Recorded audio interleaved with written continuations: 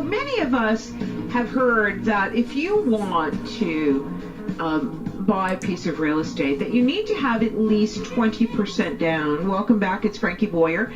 Well, what are the alternatives to putting 20% down on a home, or are there any alternatives? Joining us is real estate expert Paj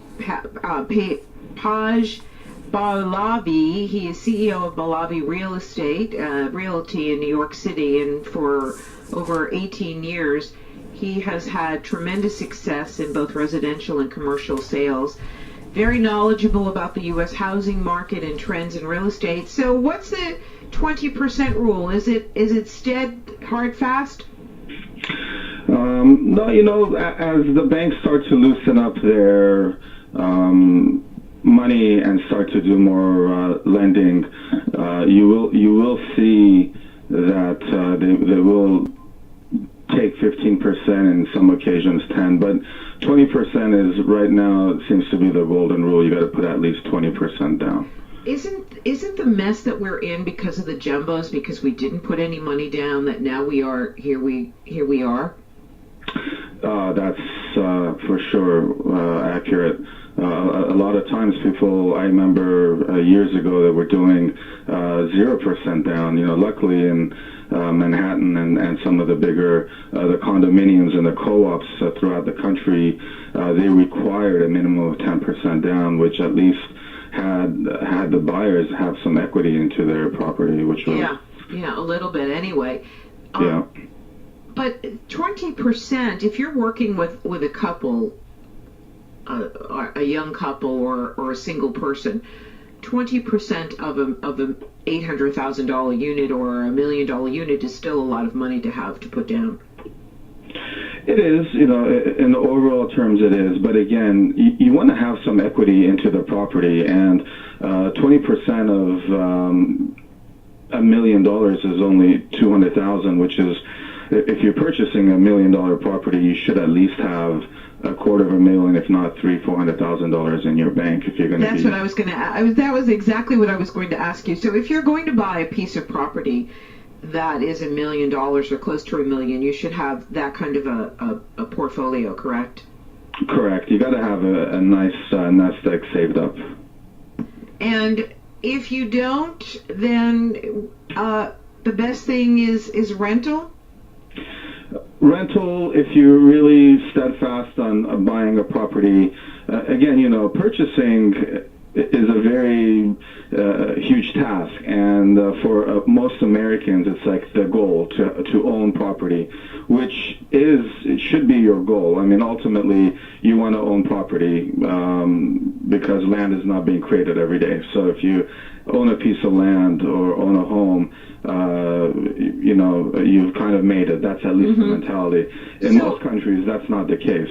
So we've gone through some really tough economic times in the past 10 years or so, and real estate has dipped, and it's up and it's down, and it's some parts of the country, as we talked about last time you were on, are doing extremely well. Different markets across the country continue to grow and flourish. I just saw Vegas is still not anywhere near what it was. It's having a very hard time coming back, although they're starting to do some more construction. They're doing an awful lot of construction in Vegas, so that means that eventually it will come back again, don't you think? Yes.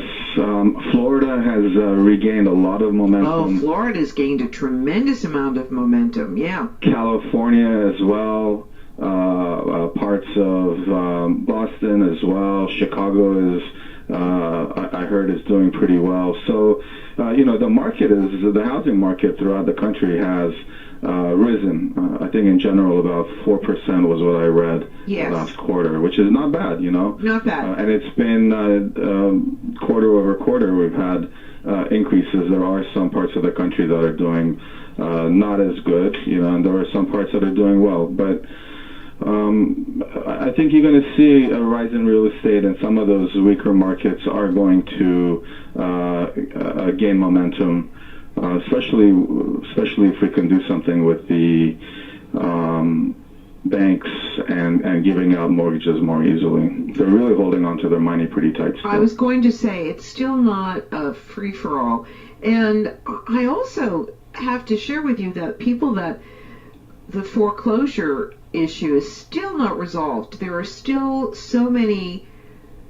The paperwork with the foreclosure got so messy that a lot of people are winning cases against some of the banks because of the way they handle the transferring of mortgages. Frankie, it's so crazy. The papers are gone, missing in action. They don't know who actually holds the mortgage to these properties. In New York, you're looking at people haven't paid their mortgages in 3-4 years. I know. And they're still living there. Same Florida, I heard, is 6 years, and there are some other places around the country where they're in such limbo. It's unbelievable. So what happens to these people? Is it at this point because possession is the law that if they're living there, then that's the deal? They wind up owning their properties again or keeping them?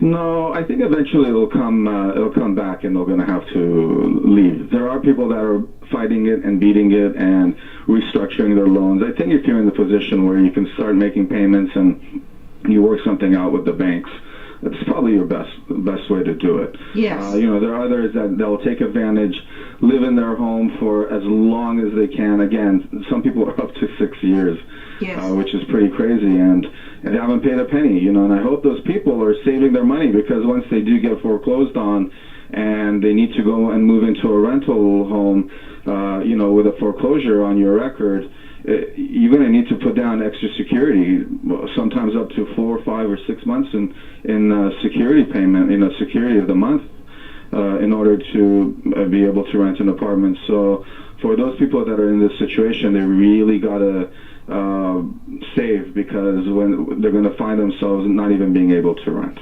If they win the case, does that mean they are free and clear without paying a mortgage? No, I think no. They're going to still owe the mortgage. It's just they're going to restructure the mortgage and start payments from whatever they agree to. There are people, though, that are so upset about the way in which they were treated during this foreclosure period that they continue to fight, and there are advocates around the country that are fighting for them. It's so interesting what we've created with these jumbo loans and with this whole crisis. So real quickly, do you think that we have an opportunity to be put back in this situation? I think for the most part we've learned. I think the banks have learned. They got to really look at their bottom line and who's applying and what they have, and it's not just made up and fictional. Yeah, it's fascinating talking real estate with you, Paj. Can you give everybody your website, please? It's Pej Barlavi. My website is www.barlavirealty.com. That's BARLAVIREALTY.com. Thank you so much for being with us. And we will be back in just a moment. Stay tuned. This is Frankie Boyer.